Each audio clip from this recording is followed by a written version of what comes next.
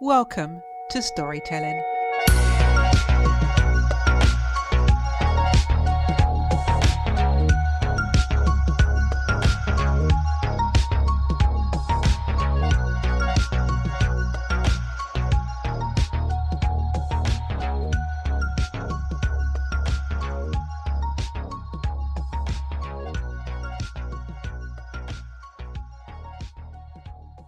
This week's guest is a visionary and the brains behind Announce Property, a specialised property consultation firm committed to easing the property transaction experience for investors, first-time and second-time buyers.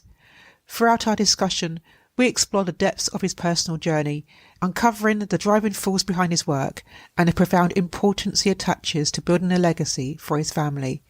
Please welcome Moses Bright. Hello, Moses, and welcome to the podcast.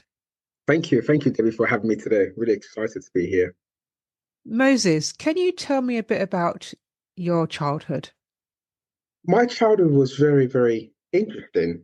Growing up, I grew up in Nigeria, in West Africa, and I was the only child of my mother.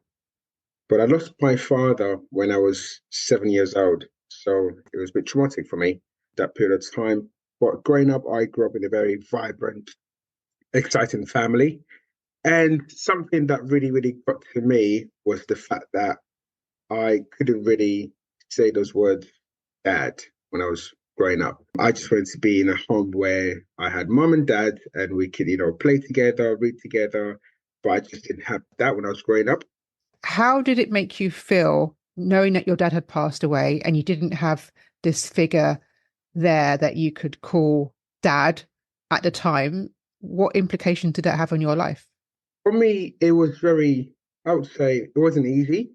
The fact that I couldn't come home every single day and speak to a father, that really affected me when I was young. I didn't think about it too much at that time, but it did take a toll on me while growing up.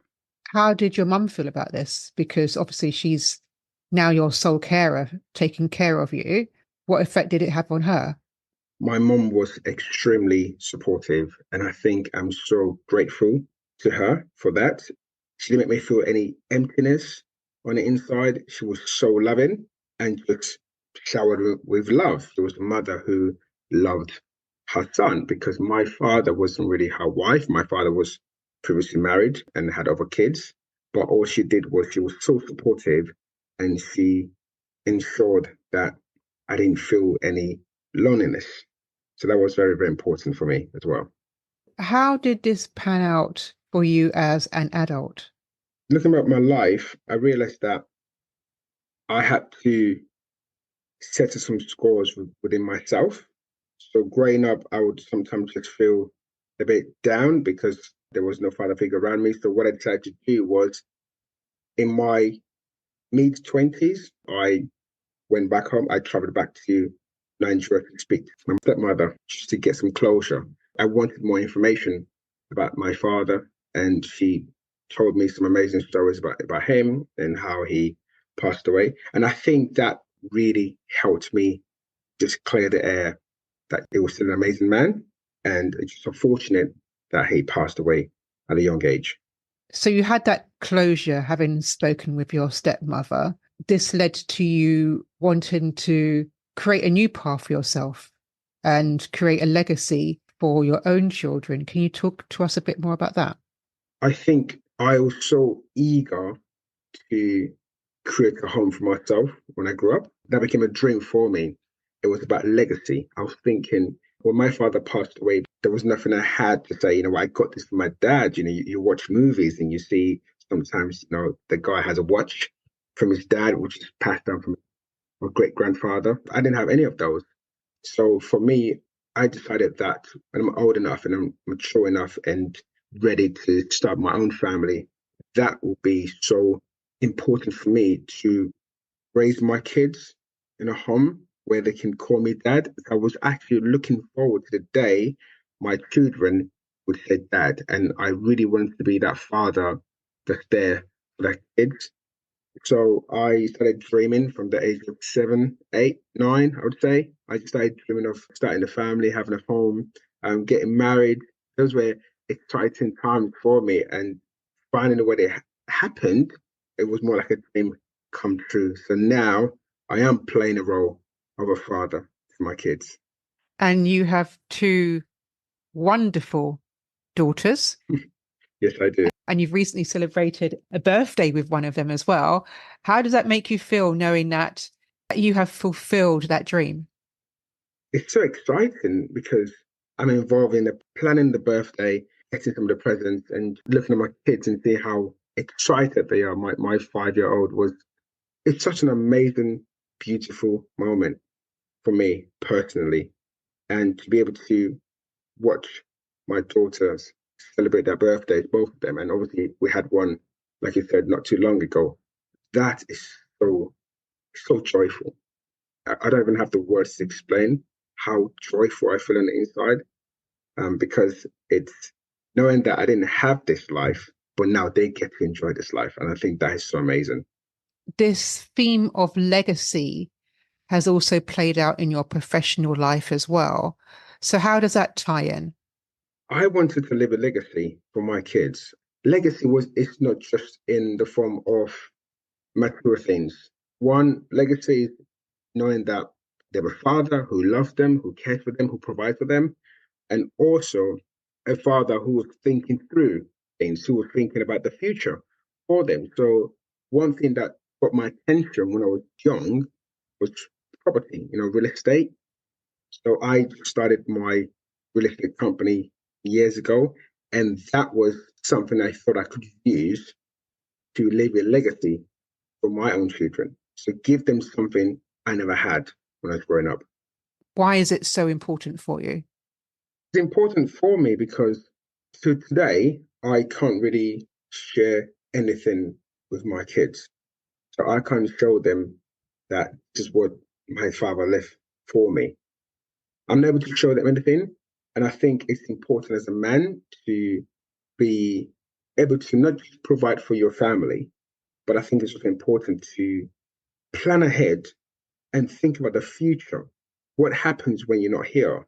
Yes, I want them to remember me as a wonderful dad, a dad who really cared for them, who raised them with their mother, but also I also want them to have something so they can pass on this legacy with their own family and their children. So it's so important for me. And I think living a legacy for your kids is also a reminder that yes, you love them so much, you cared about their future.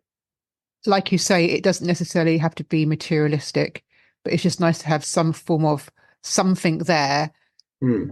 that you can actually reflect back on, look back on, and it lessens the loss of a past relative. And I think that's why it's so important. Professionally, you are also helping others with their legacies. So one of the business ventures that I looked into while growing up was real estate, property. So going back to my childhood, I was privileged to witness a property being built from scratch back home. And this was way back, many, many years ago. And I think that did something for me. And it was more like something that property is something that will always be here. And they can go on, they can be here for the next 100 years and even over 100 years. And so I decided to get involved in property, but also help people also get involved in property. And something I did my research, it was years ago, I did my research, and I saw that people sometimes struggle to, for example, get a mortgage and things like that, because I once worked in a bank. And that for me was like, well, if I can part of the journey of people trying to get their first residential home or investment property, that would be something I'd be very proud of. So I started my company, got myself a property myself, my family, and then I thought, you know what, I would love to do this for other people. And that's what I currently do. Just help people get involved in property here in the UK. Now, what you offer is something very different to what other people are doing.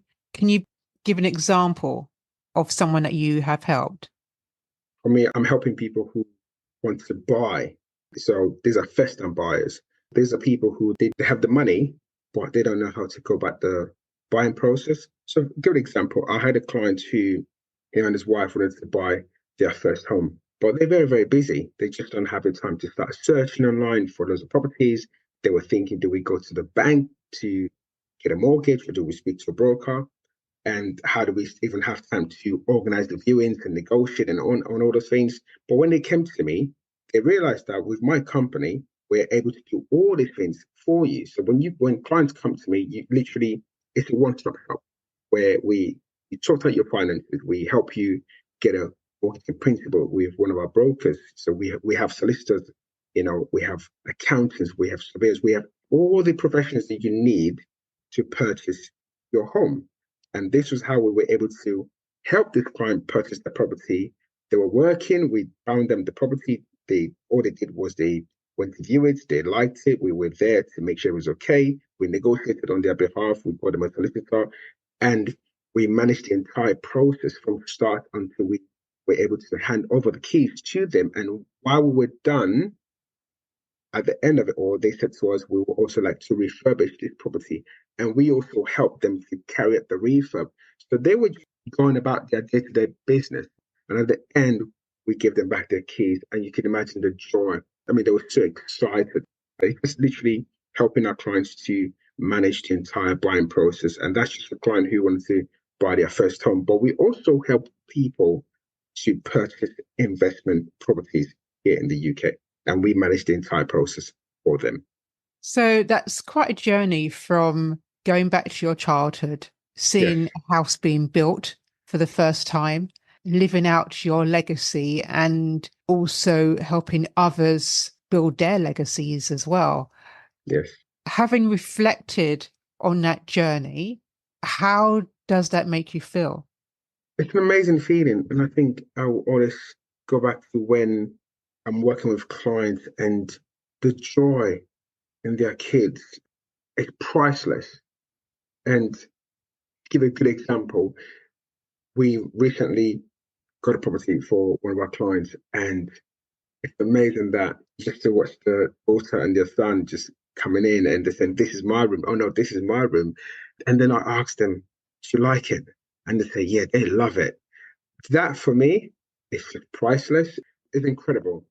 Going back to the topic of legacy, what would you say to someone who hasn't really paid much attention to the subject of legacy? What advice would you give to them? I think it's so important that they start thinking about it and think about it and start planning. Legacy is something that it shows how caring you are, because legacy is not about you. I'm married for 10 years now, and I've got a beautiful wife and two kids. And for me as a man, I'm always thinking, would they be okay if I'm not around? I'm just imagining if my mother didn't have an amazing job, if she didn't, and she was just relying only on my father, how would she have coped? Unfortunately, some of my friends have lost their parents, and I know and I saw what they went through. And I said to myself, not you, Moses, not you. So from a very young age, I think at the age of 20 was when I started thinking of getting myself life insurance. I started to research, I started speaking to other people, I started speaking to older people, and I thought, what have you put in place for your family? And that was when I learned about life insurance and having a will and a trust. So those are the things I literally started putting in place. And I have put those things in place. My life insurance is in place and my will and a trust is already in place because I am thinking not just about myself, but about the future of my family. When I go, what words would they be saying? And that's what people need to ask themselves as well. When you leave this earth, your kids or your partner, your spouse, will they say, you know what, I loved him or I loved her, and thank you for doing this for us? Or would they be in a more difficult situation or circumstances when you leave? So I think people need to start thinking really hard about the future of their family and loved ones. And what's next for you, Moses? For me, it's about helping more people across the country. We want people to really know what we do. It's not just about buying a property for me.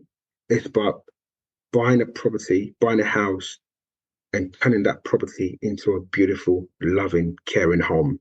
And that's what matters to me the most. When people buy their properties, I always say to them, I'm going to help you get your property, but you're going to turn this to a home. And that, for me, is something I've been doing for quite a long time now. And I love when I get pictures or I get phone calls from my clients I've helped them to purchase their property, and they'll show me pictures. Say, look what we've done to this. Look at our new home. When can you come visit? I've been invited to weddings. I've been invited to parties, and just to go in there and to see how people have changed the property that we got them into a beautiful, loving home. So I think for me, the next big thing right now is just reaching out to more people who would like to buy their own home or also start investing in property. So that's what it's just a big help as much people as we can. Moses, thank you for sharing your story of legacy, and thank you so much for being a guest on his podcast.